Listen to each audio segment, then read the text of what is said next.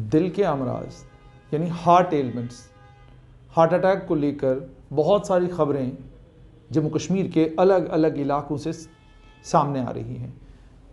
वादी कश्मीर में नौजवान हार्ट अटैक का शिकार हो रहे हैं। आखिरकार मामला क्या है? हार्ट अटैक क्या है? मायोकार्डियल इन्फ्रैक्शन किसे कहते हैं? और आखिरकार नौजवानों में ये वबा इतनी तेज़ी के साथ जम्मू कश्मीर में क्यों फैल रही है? और जब मैं वबा की बात कर रहा हूँ, इसको कम्युनिकेबल डिजीज़ ना समझिएगा, मैं हार्ट एलिमेंट्स को वबा बता रहा हूँ। मेरे साथ इस वक्त हैं doctor Nasir Chaudhary, consultant, government medical college and super speciality hospital और कार्डियोलॉजी की दुनिया में एक उभरता हुआ जम्मू कश्मीर का सितारा। डॉक्टर साहब बहुत बहुत शुक्रिया। सबसे पहले डॉक्टर साहब मुझे ये बताइए कि यंग लोगों में हार्ट अटैक की शिकायत, मायोकार्डियल इन्फ्रैक्शन की शिकायत, पहले तो ये कि हार्ट अटैक और मायोकार्डियल इन्फ्रैक्शन क्या एक जैसी चीज़ें हैं या ये दोनों टर्म्स अलग अलग हैं? एक कॉमन लैंग्वेज में अगर हम बोलें तो हार्ट अटैक मायोकार्डियल इन्फेक्शन ही होता है। जब भी आपके हार्ट की ब्लड सप्लाई इफेक्ट होती है, that is lead to damage to the heart muscle which is called as infection. ये हार्ट अटैक बोले कॉमन लैंग्वेज में आप हार्ट अटैक बोलते हैं उसको। अब यंग एज में ये चीज़ें नई काफ़ी दिन से न्यूज़ आ रही है। कश्मीर में बहुत सारे केसेस 15 से 20 ऑलमोस्ट हुए हैं, जो 30 से बिलो 30 या 35 की रेंज में हो रहे हैं। ये थोड़ा न्यू ट्रेंड है बेसिकली। एज अगर आप ह्यूमन की एवोल्यूशन की बात करें, जैसा एक लाइफस्टाइल बच्चे का था, वो लाइफस्टाइल हम लोग छोड़ते चले गए। हम लोग सीडेंटरी लाइफस्टाइल की तरफ आ गए, हम लोग लाइफस्टाइल डिजीज़ की तरफ आ गए।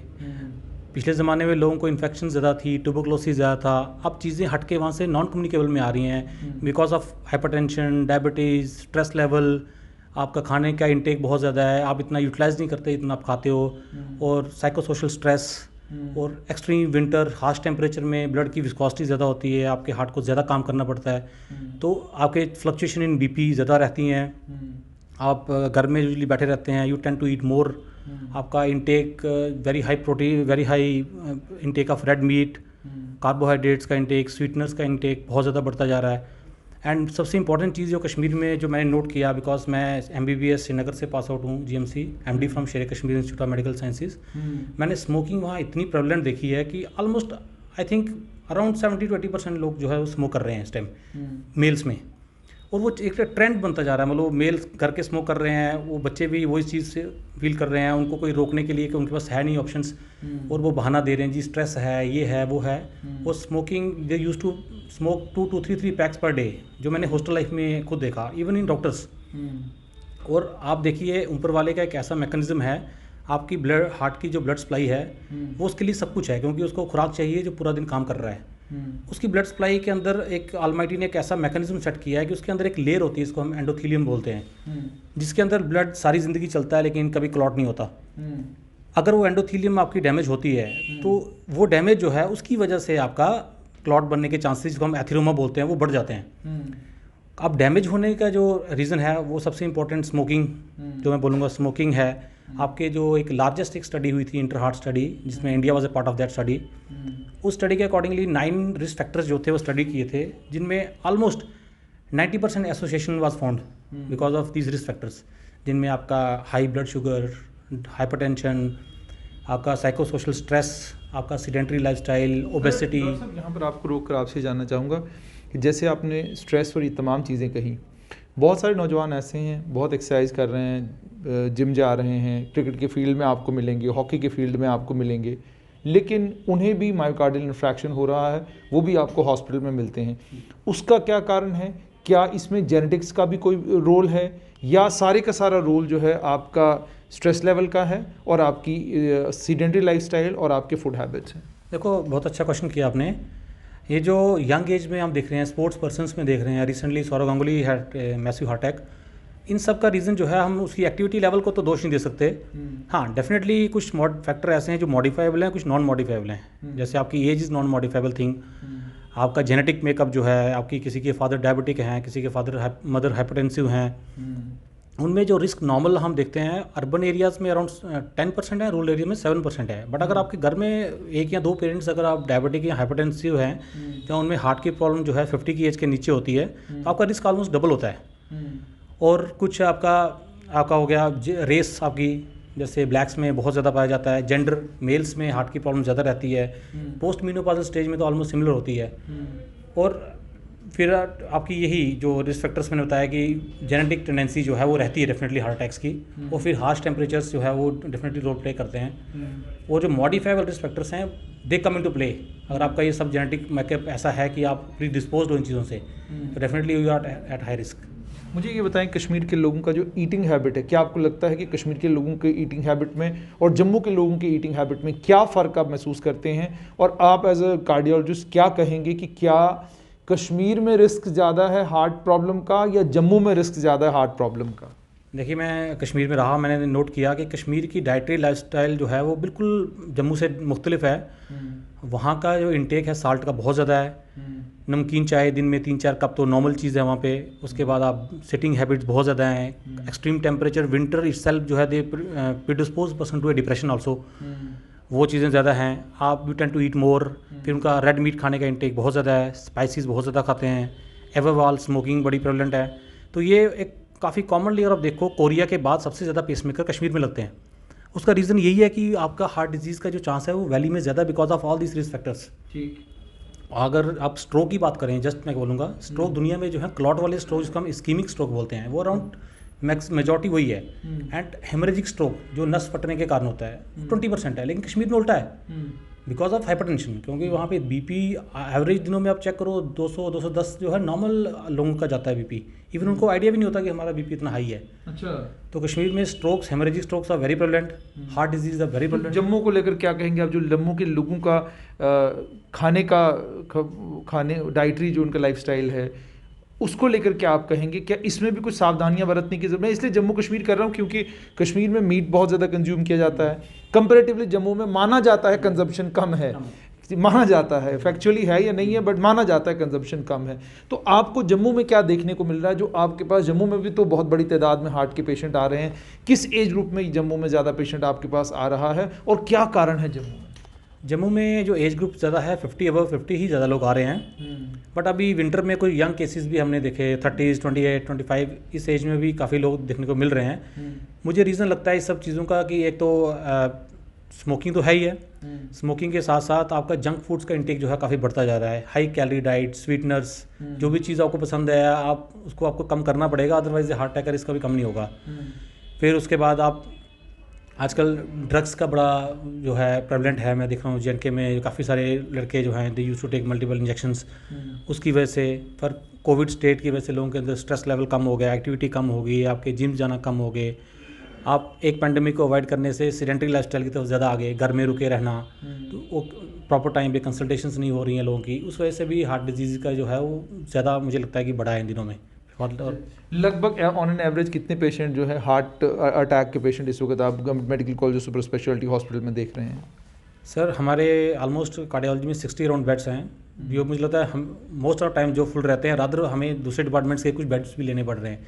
विंटर्स में ये ट्रेंड बहुत इंक्रीज होगा। विंटर में आखिरकार वजह क्या है? और विंटर्स में ये हार्ट पेशेंट को जो तो डिटेक्ट हो गया कि ये हार्ट पेशेंट है, आप मेडिसिन ले रहे हैं, उसे क्या एहतियात करने की ज़रूरत है? और जिन लोगों को अभी तक जो इस हार्ट रिलेटेड किसी एलिमेंट में का शिकार नहीं है, उन्हें क्या करने की ज़रूरत है कश्मीर जम्मू दोनों जगह?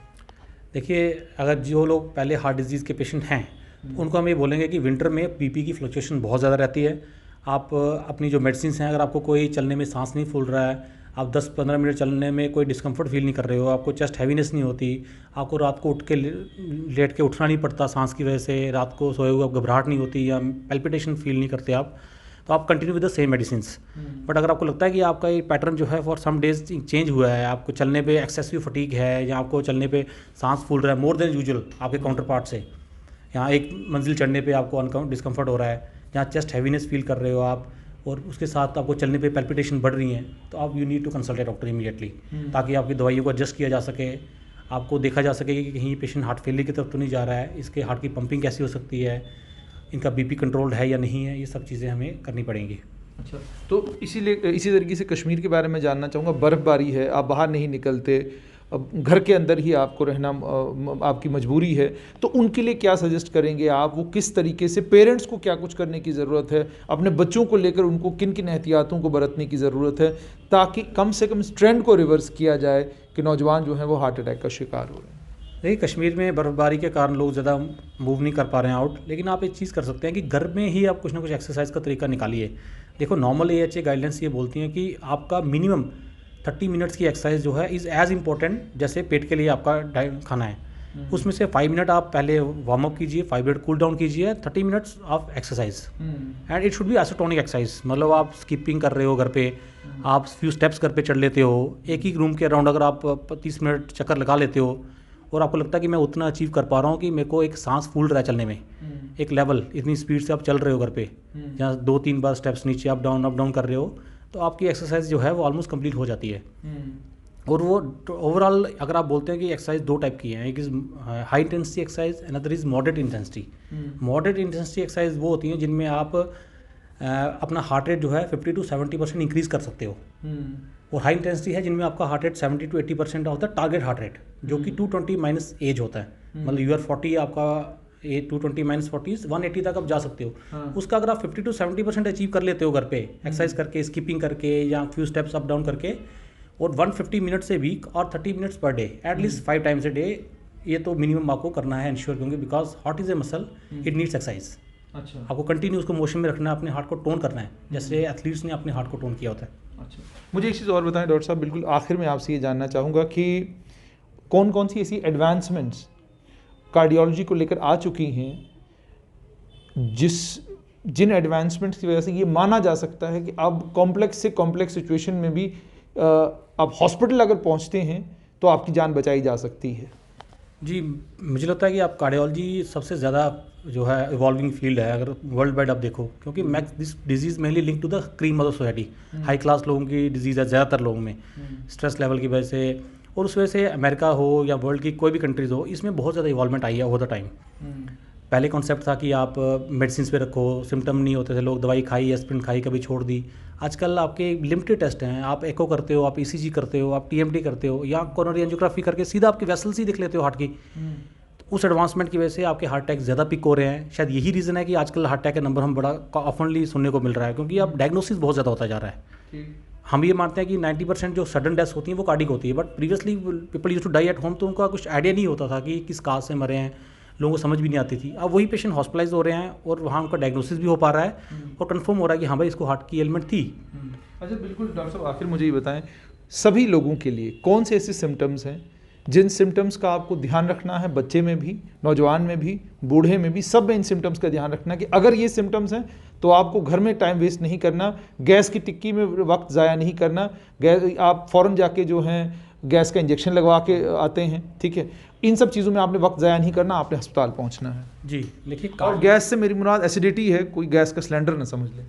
जी, बेसिकली आप देखें कि कार्डिक हार्ट की प्रॉब्लम्स की वजह से भी लोगों को सांस फूलता है। सांस फूल सकता है, आपको छाती में दर्द हो सकता है, आपको घबराहट हो सकती है, आपको पसीना आ सकता है, लेकिन ये सिम्टम आपकी लंग्स की इन्फेक्शन के कारण भी काफ़ी ओवरलैप है। जैसे कोविड में लोगों को सांस फूलता है, उनको कंफ्यूज होते हैं कि ये हार्ट की वजह से सांस फूल रहा है या लंग्स की वजह से हो रहा है।